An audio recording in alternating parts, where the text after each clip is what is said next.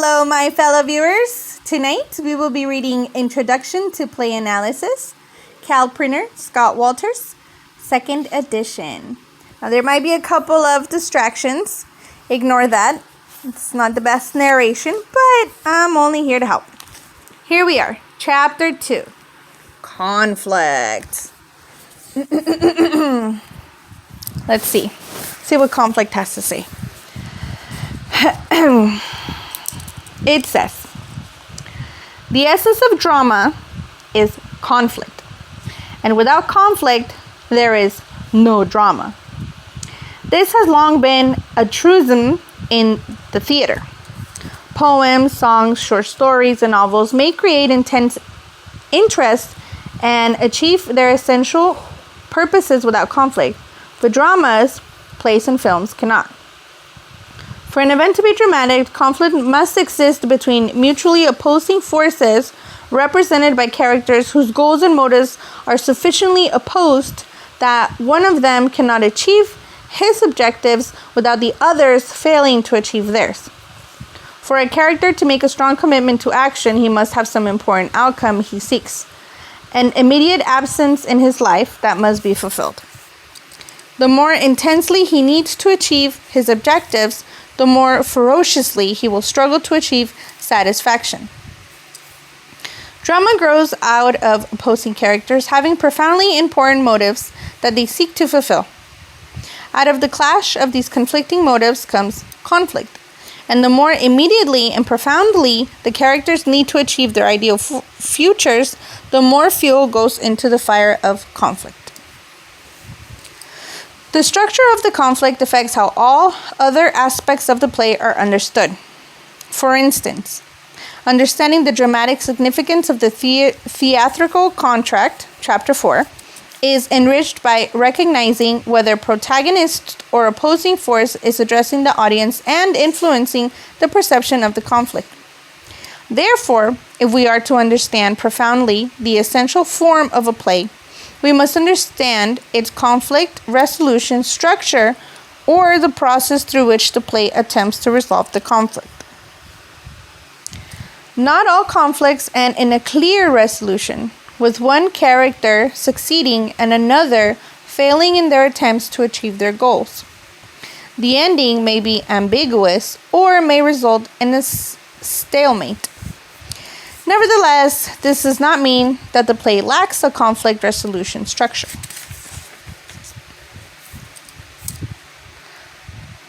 Concepts in conflict analysis. The following is a survey of the terms we use in conflict analysis. The first define these terms and then discuss how they can be used in conflict analysis. Protagonist. In ancient Greek theater, 2 or 3 actors performed all of a play's speaking roles. The term protagonist applied both to the leading character and to the leading actor in a play. The conflict analysis, the protagonist is a character whose motives, needs a character seeks to fulfill, and actions, things the character does, drive the play's conflict from its beginning to its resolution. Beware.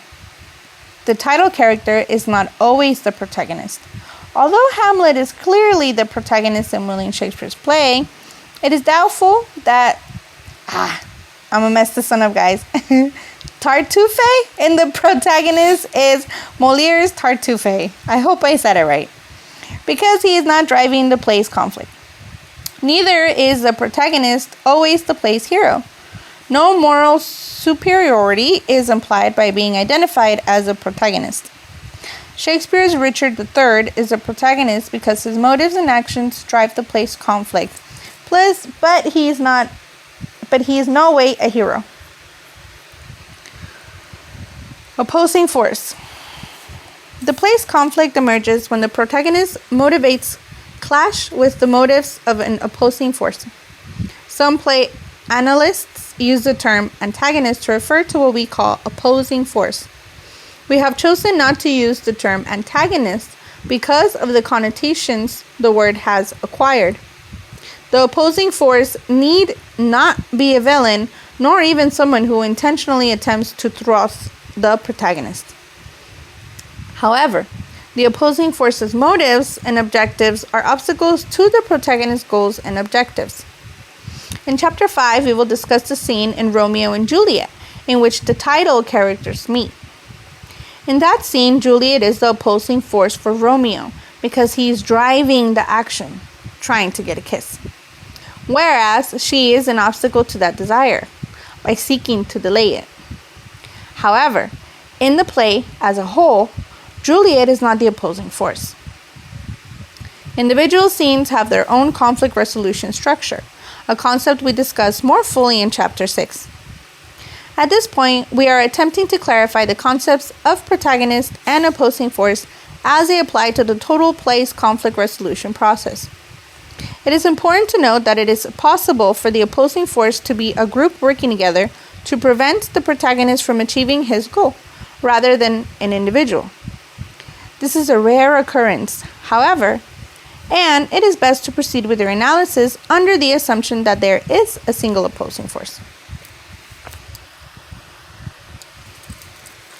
A character, whether the protagonist or the opposing force, may want something desperately, so desperately that the character is willing to do almost anything to achieve this objective. However, objectives usually are subject to conditions or limitations, also known as internal obstacles. The protagonist may be willing to hurt others' feelings, perhaps permanently separating himself from someone he loves, but he may not be willing to murder to get what he wants. Internal obstacles are deeply involved in the character's sense of right and wrong, good and bad, pleasure and pain. Such obstacles are important to understand the character's approach to achieving his goals.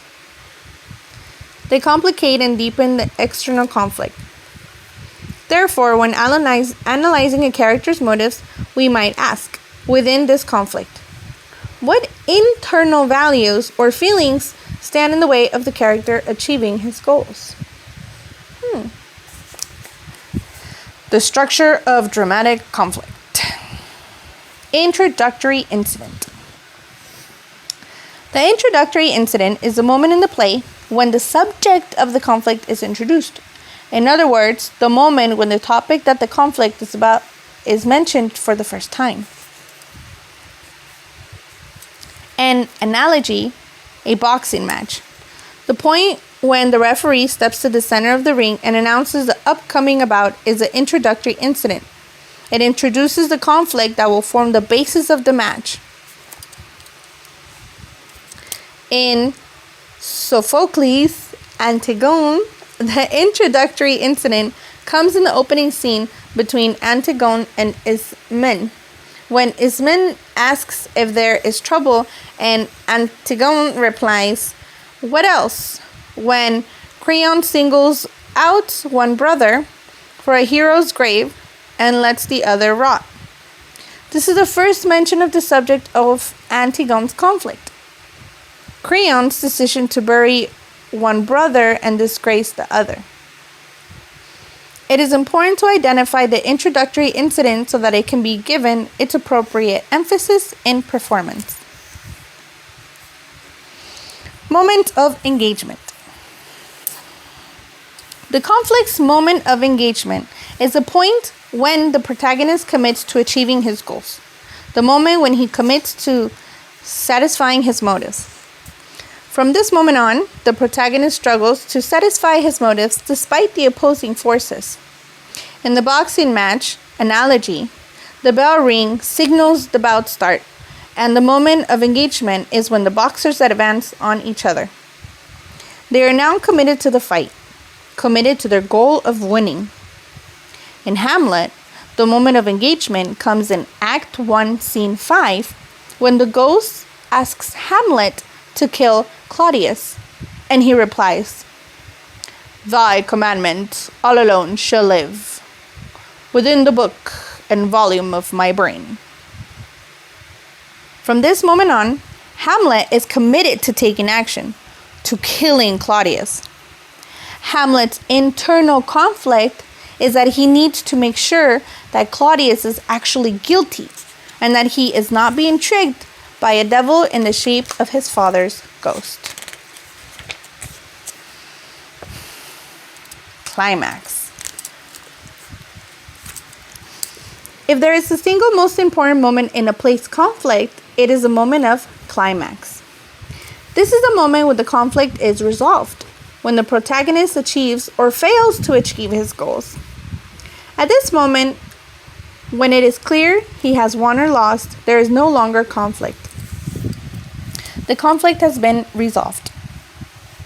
When the knockout punch has been thrown and one of the downed boxers has been counted out, the climax has been achieved. There is a winner and a loser, and the match, the conflict, is over.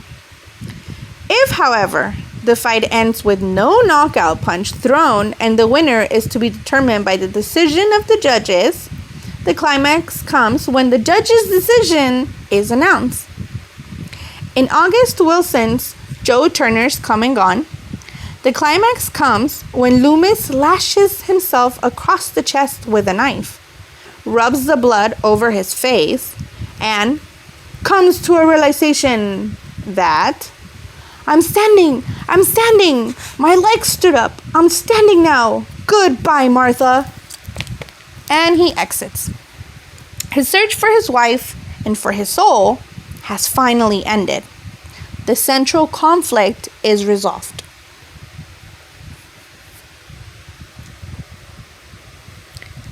Denouement.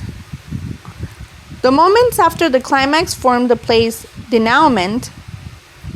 In these moments, misunderstandings are clarified, lovers are joined, or dead bodies are dragged off stage. The denouement in the boxing match includes those moments when the winner is congratulated by his trainers, the crowd cheers, and the loser is led away. The conflict has been resolved. No more punches will be thrown, and the main characters are enjoying or bemoaning the results of their actions. Here we go again. In Tartuffe, I don't know if I'm saying it right, guys. In Tartuffe, we have, I'll write down on the description how it's written. In Tartuffe, we have to choose between two possible moments of climax. If the climax comes when the officer arrests Tartuffe, everything after the arrest, including the officer's long speech, is denouement.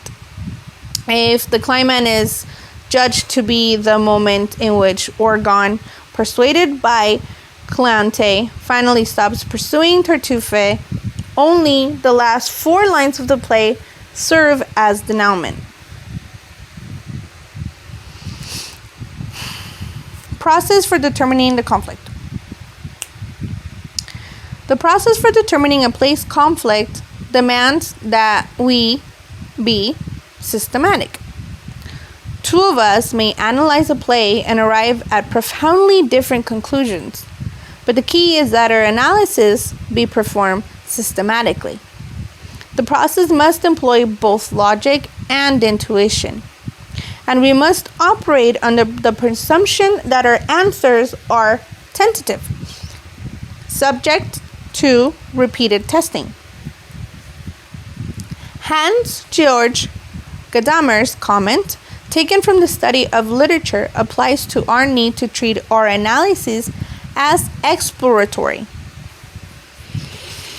The movement of understanding is constantly from the whole to the part and back to the whole. The harmony of all the details with the whole is the criterion of correct understanding. We ask, does my analysis of the conflict's parts, protagonist, opposing force, introductory incident, moment of engagement, climax, and denouement fit my sense of the play's whole?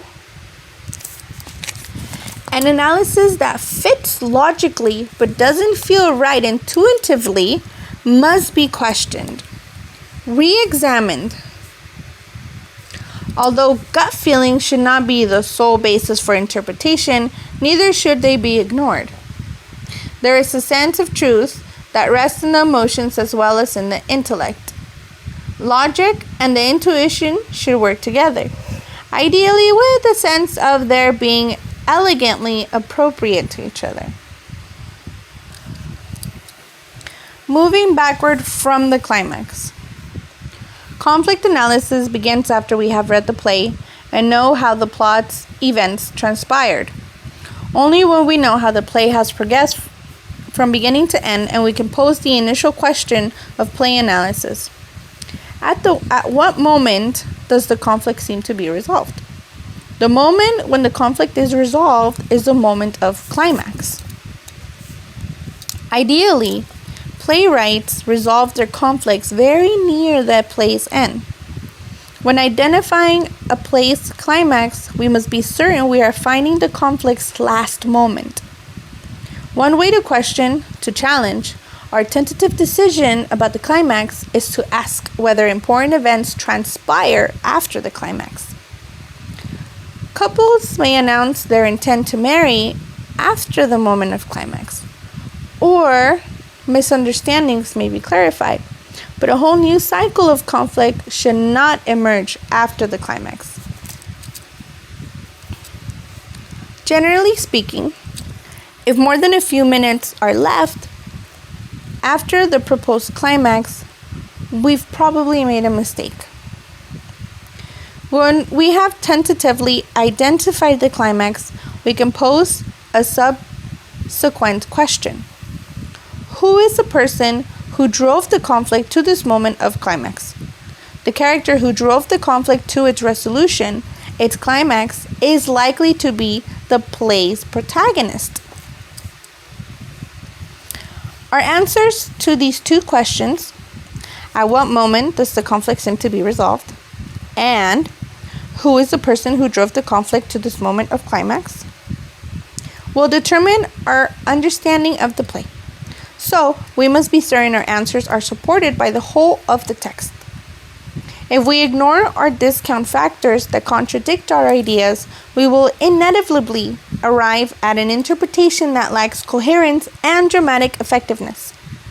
In performance, the audience members may well sense something is wrong even if they cannot identify the source of the unease. What is the major dramatic question? One way to test a proposed climax is to ask, what question that has been pursued throughout the play is answered in the moment of climax? In the example of the boxing match, the question is a simple one. Who will win the fight? The major dramatic question in a play may be more complex, but it should be just as powerful and immediate. In addition, the major dramatic question should arise from the plot, not from the thematic concerns. There is nothing abstract about the major dramatic question.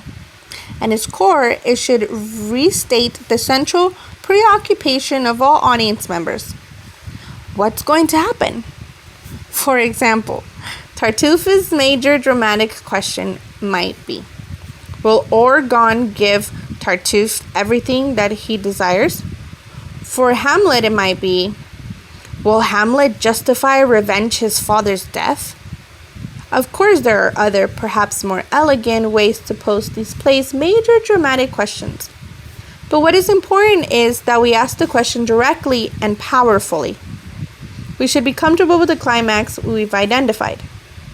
Then we ask, what major dramatic question was answered in the moment of climax?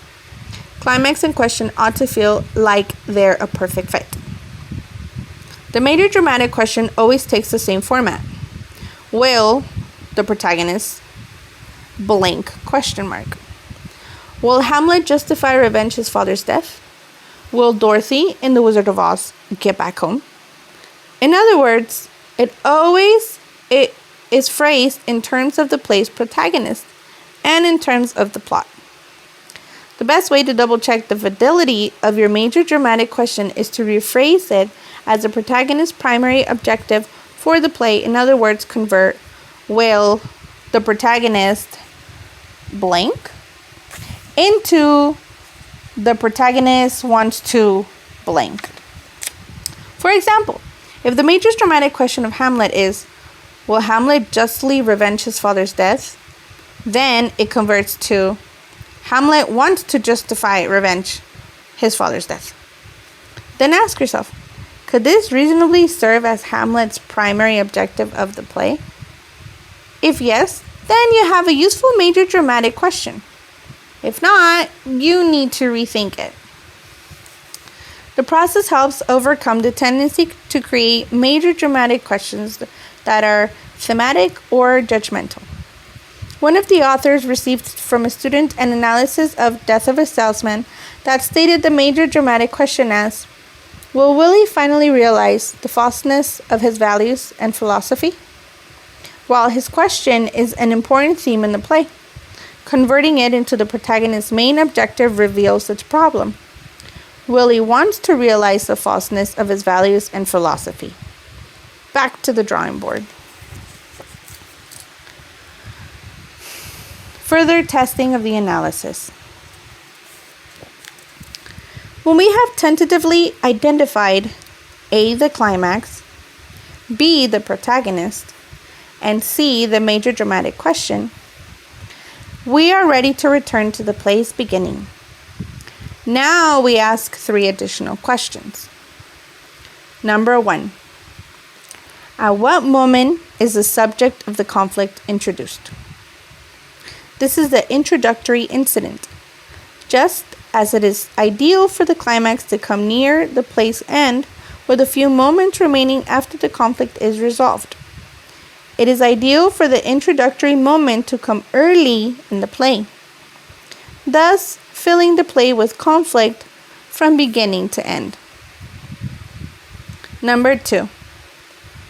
At what moment does the protagonist commit irrevocably to achieving his motives, to fulfilling his goals, to overcoming the forces that opposes him?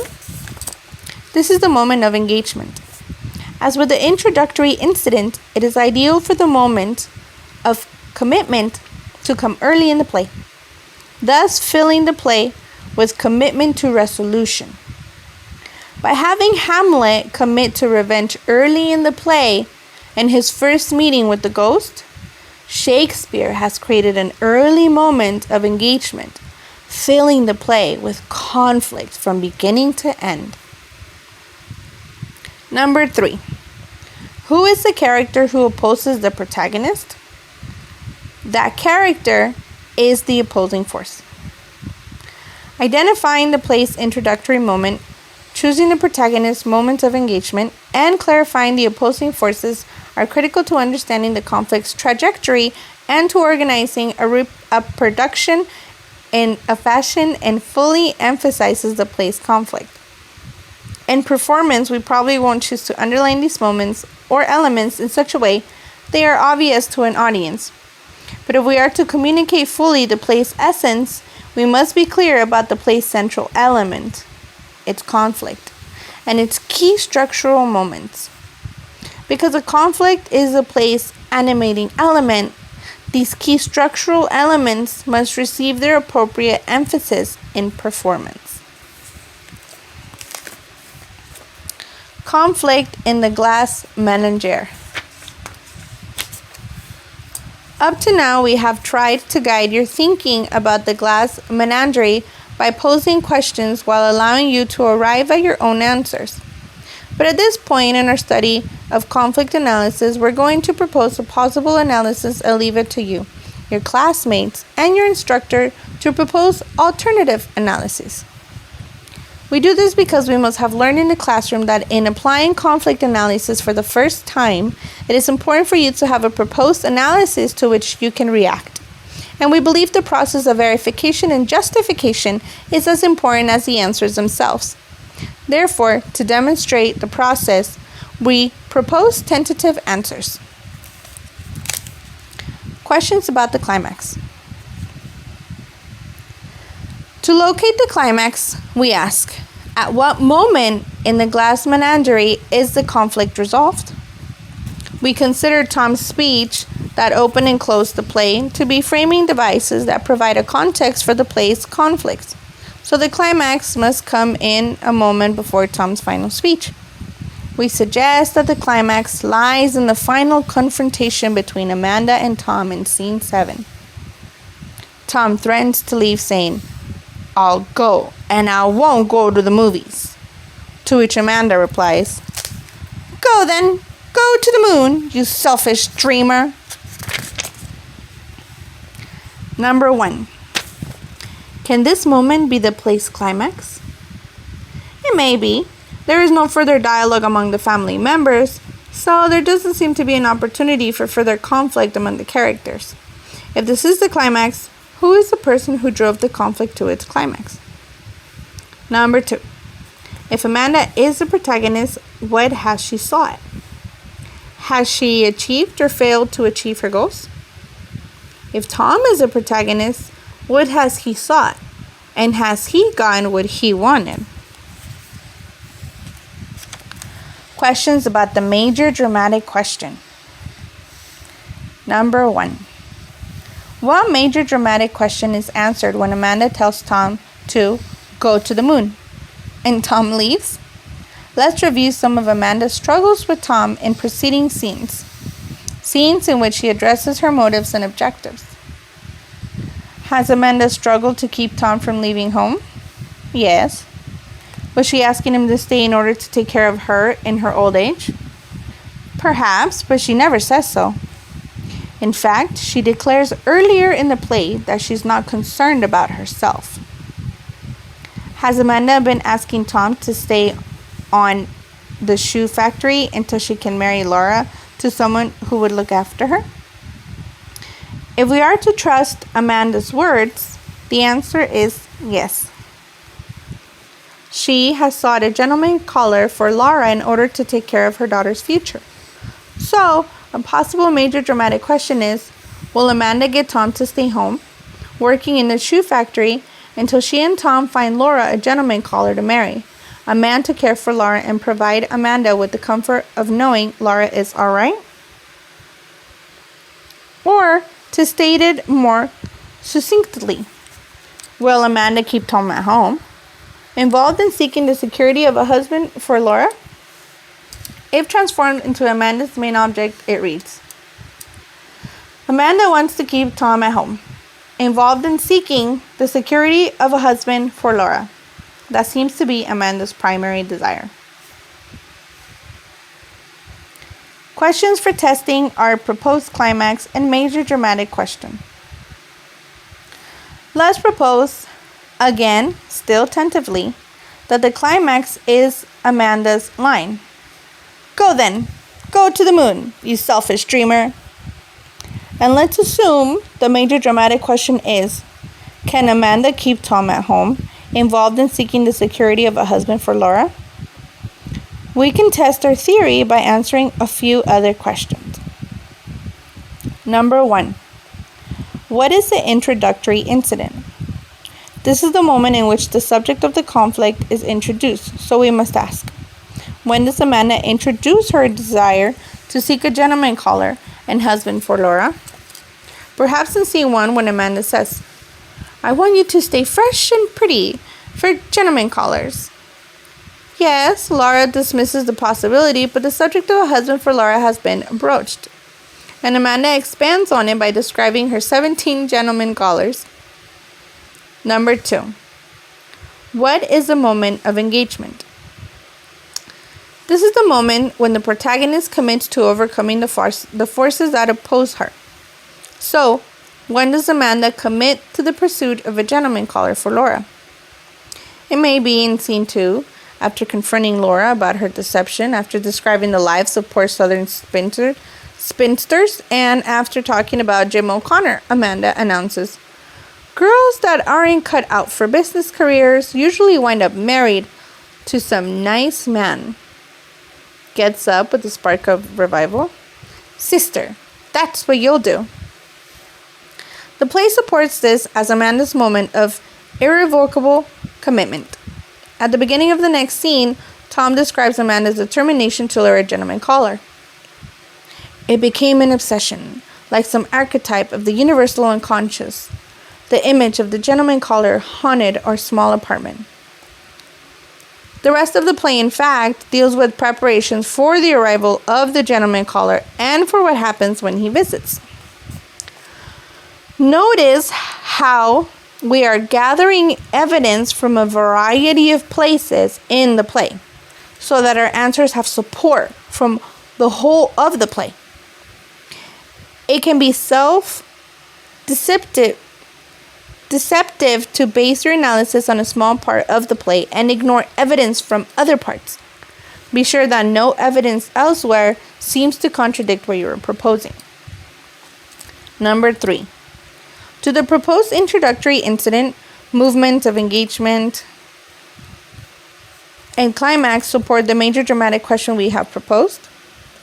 If these elements relate coherently and if they fit with each other, and in our opinion they do, we may have arrived at a conflict analysis of the glass menagerie. However, some analysts have proposed Tom as the play's protagonist, and others have asserted that the play is about Laura. Can a coherent conflict analysis be built around Tom as the play's protagonist? How about Laura as the protagonist? Does either Tom or Laura drive the conflict, making the dramatic action intense? Number 4. How shall we account for Tom's opening and closing speeches? When we began looking for the play's climax, we set aside Tom's opening and closing speeches, asserting they were framing devices that provide a context for the conflict. However, they can't be ignored permanently. Our analysis, proposing that Amanda is the protagonist, account for Tom's opening and closing speeches? We view Tom's opening speech as something that provides a political and social setting for the play, preparing us for the play's poetic and non-realistic nature, but lacking an obvious set of goals that will be opposed directly in the play. The closing speech relates Tom to the conflict. He has left home. He articulates the guilt over abandoning Laura and tells us how he can't get out of his mind if his speech, "Blow out your candles, Laura, and so goodbye," were the play's climax, we would have to double back and ask, when did he introduce the subject of his abandoning her? Introductory incident? When did he commit to resolving that question? Moment of engagement? What is the major dramatic question that this conflict pursues and answers in this proposed moment of climax? Some analysis may argue that Tom is the protagonist because he introduces the subject of the play, brings home the gentleman caller, and finally abandons his mother and his sister. They might say that makes him the protagonist. The proposition would require an alternative analysis, one that identifies a different set of conflict moments: introductory incident, moment of commitment, climax, and major dramatic question. A key question regarding Tom as protagonist is, has his struggle to stay or leave been the play's central conflict? And least but not least, guys, we have questions about the conflict resolution structure in any play. There are 7 and they are short. Number 1. Who is the protagonist? Number 2. Which characters are the protagonist's opposing forces? Number 3. What is the climax? Number 4. What is the major dramatic question? Number 5. What is the introductory incident? Number 6. What is a moment of engagement? Number 7. Do the proposed introductory incident, moment of engagement, and climax support the major dramatic question? Dun dun dun! Lots of questions. Thanks for listening. Don't forget to subscribe or hit like or hit thumbs down or just leave. Bye.